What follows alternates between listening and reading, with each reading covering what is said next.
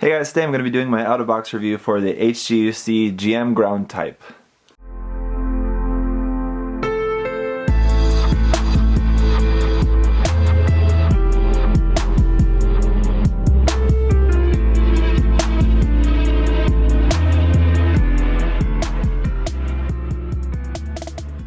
So apparently January 2017 went down in the history books as the must-buy GM kits month because this is another fantastic must-buy GM kit, along with the Master Grade GM Sniper 2. So some really fantastic kits, and that's also, I guess, sort of including the the Origin gun cannon mobility and firepower test type. That was also really, I don't know if it's not technically a GM, but it's sort of still another really awesome ground suit that came out in January.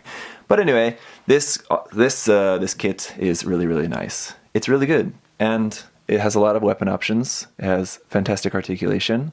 It has very few seams or anything like that you really need to worry about. Very few stickers. A couple of the stickers, I'll admit right off the bat, are pretty bad. That's kind of one of the biggest negatives that I'll point out, and I think that most people would point out about this kit. However, if you're going to be painting, then that's really not going to be a problem for you, so don't worry about that too much, I would say. The other stickers, aside from those terrible ones, are all very minor things, so I'll get into that in just a moment. Anyway, and again, like I just mentioned, it has some fantastic weapons, a lot of different options there. So overall, I think this is a really nice kit that I could definitely see myself buying more than one of, and that you should at least buy at least one of. So yeah, thank you to MindFenix Hobby Store for sending me this. I'll definitely enjoy doing some further work on this in the future. So as you can see, just the colors of the kit are one thing that also make this really fantastic. Even if you're not going to paint it, just the colors that you get straight out of the box are really cool. That really like kind of cream off-white color, and then that orange color. I really love that shade of orange because it's like a kind of like pale, it's almost like peach color orange. It's a really nice shade of orange that we really don't see too often. It's something that like you would expect to see like some Japanese modelers painted kit looking like in that color. It's not something we usually see as like a molded color from Bandai. So yeah, really simple color scheme, but I think it works really well. It looks good, and it looks accurate to the ground type GM from 8th MS team. So let's get a look at the articulation. It's all, I mean, you should really be able to get an idea of how the articulation is going to be with this kit just by other similar kits that have come out in recent history. Just here in the head, we have a sticker for the camera there on the front of the head, small little sticker there on the back of the head as well. You can see inside there is some nice detail, so if you wanted to go in and just at least do some panel lining and that detailing behind the clear plastic piece, it's going to be pretty cool. Thanks to this plastic piece there in the neck, the head can come up nice and far, so that's awesome. Down to there, no problem there. Here's the bad stickers. Now you can see these chest vent pieces. That's just a solid gray piece, and then you have to wrap this cream color, the off-white sticker around the outside of that. So that's pretty sad, unfortunate. If you are the kind of person who does use stickers, I can't imagine that those are going to stay. Mine are staying on there now. I actually snapped this kit up like a week or over a week ago, I think, and yeah, they're staying on there fine-ish. But anyway, I would recommend just painting those anyway. That'd be the best bet. So while we're here talking about the chest, let's talk about the articulation in the middle, because it's this kind of midsection articulation is a bit odd. It seems like it's set up in like a really interesting way when you're building it, so you think, oh, that's going to give us some like really nice articulation or something, right? A nice stomach crunch or a bend here, side to side here at the waist. When in all actuality, there's really not a whole lot of movement there. The part separation is kind of cool and it looks nice. And the construction, like I said, seems interesting when you're putting it together, but it really doesn't allow for too much. You can see here there's going to be a little bit of a bend, but then once you bend it any more than that, and that's pretty much it. And then back. Basically, all the movement that you're getting is just from this ball joint here. So yeah, that's kind of unfortunate. I don't really know what was going on with that. Going back up here to the arms, the shoulder armor is just the kind that just plugs straight into there. So unfortunately, again, there's no separation between the actual ball joint and the shoulder armor piece, so the shoulder armor can't move up on its own. That means that your arm can only move up as high as that ball joint will allow us to, because then we can only get the arm up to about there, which is pretty lacking. That's unfortunate they didn't make that shoulder armor a little bit different, but the nice thing about the shoulder armor is that it doesn't have any kind of major seam line that you need to worry about. It's just kind of details there on the top. So no seam, but also less articulation. So of course in the arm we have rotation there, double joint elbow, so that's nice, and then of course the ball joint for the wrist. Also worth noting, you do have like a little tiny bit of extra movement there inside the wrist. So this is not actually the ball joint moving, this is that part that the ball joint plugs into that moves a little bit there. I don't know if that's really even on purpose. It seems like it is kind of meant to do that, but it's such a small range of movement you get out of that. Not really anything worth noting. The thrusters don't really move. They do tend to move, but they're not supposed to. They tend to move just because they can kind of go like that and like that, but they're really not supposed to. They're just supposed to be just stuck in there straight, but they're just a little bit loose. The side skirts will move up a tiny bit. So you can see really only to about there.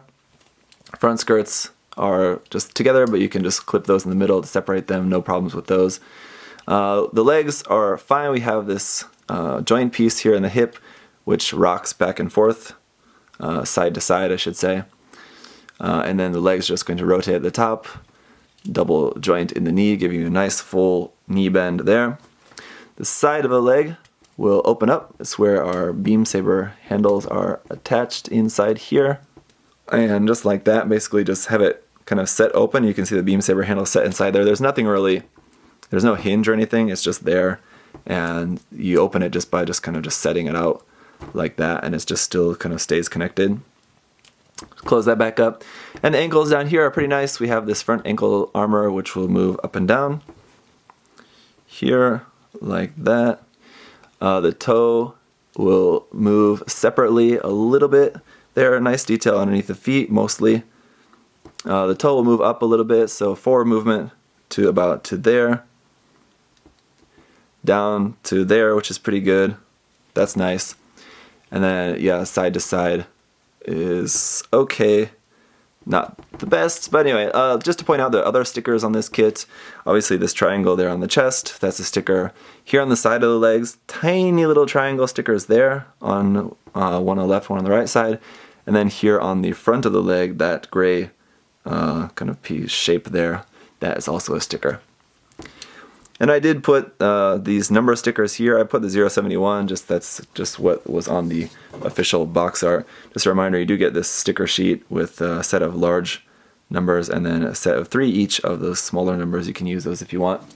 So as far as accessories, of course, we get a couple of pink beam saber effect parts for our beam sabers. They're mounted in the sides of the legs. Aside from the holding hands on the kit, we do also get one open hand. Pretty simple. Nice design of this though. I like the shape of that and some pretty nice detail in there. So kind of wish we had 2, but one's not bad.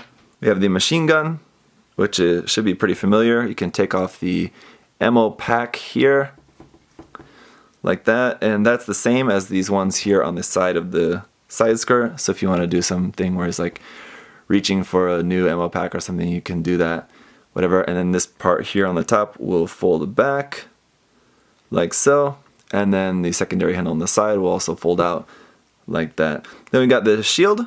Again, I put the stickers on there, and this is nice colors here. This part will just plug straight onto the arm with this rectangular peg there. Then we can also fold this down and just have that standing again, very similar to the Gundam local type, how you can stand up his shield like that. And the other thing you can do, fold that back, fold this back, fold this like that, is fold that back like this so you can make it so that like the shield is pointing forward like that. So he's almost like using this as like a blunt weapon there to kind of poke his enemies there with the end of his shield. You can have that, and then it just will fold back. But this is one problem I'm having with this shield. These parts of the shield are kind of loose. That part, and then the part that actually plugs into the arm as well, that rectangular piece. So that kind of doesn't really want to stay in the arm very well. Then we've got the bazooka. Cool design here. I like the design of the bazooka. Here we have one little red circular sticker there for the camera. This front handle will move a little bit to help you put this up over the shoulder.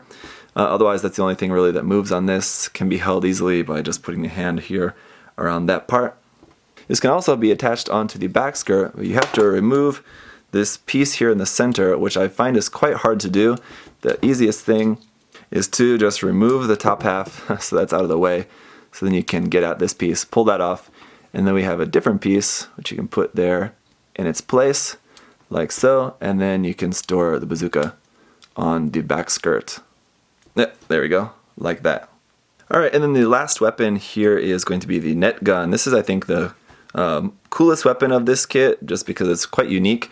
We have a couple stickers here, that green one for the rectangle, and then another red circle here for the camera on this side.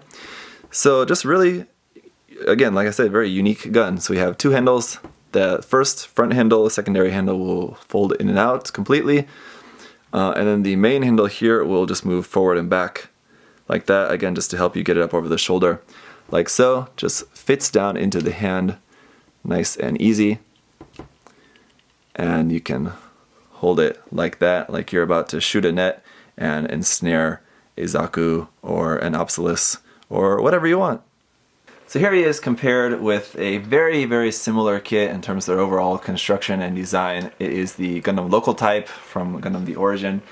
And a couple of things I want to note is that obviously the ankle is much better on this kit. The ankles are one thing that were not very great about Gundam The Origin. The Local Type there, I should say, sorry.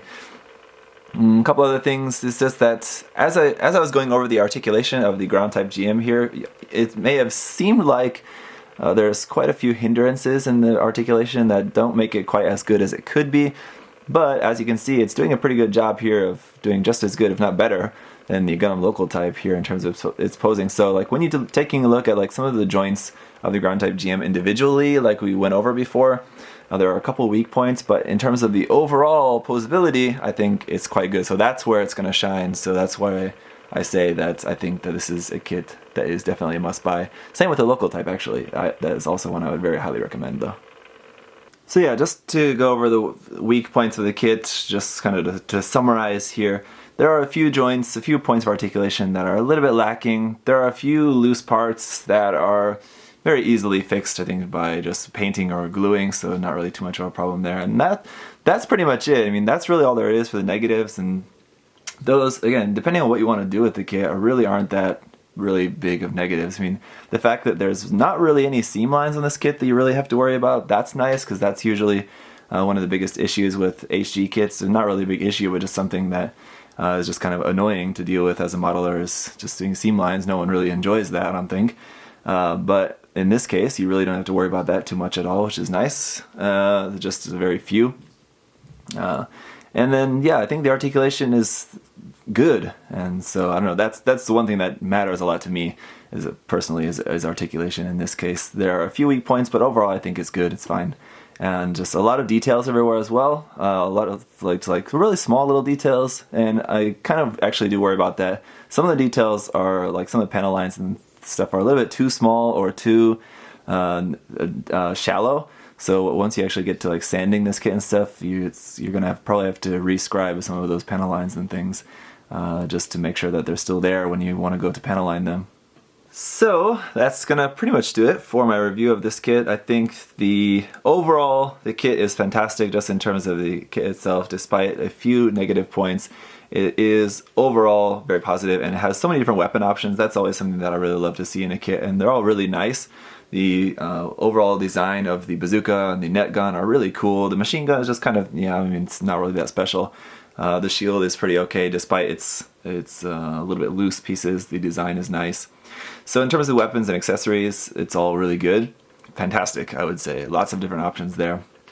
And yeah, if you're not going to use them for this kit, you can always give some of those extra weapons to a different kit or something if you want.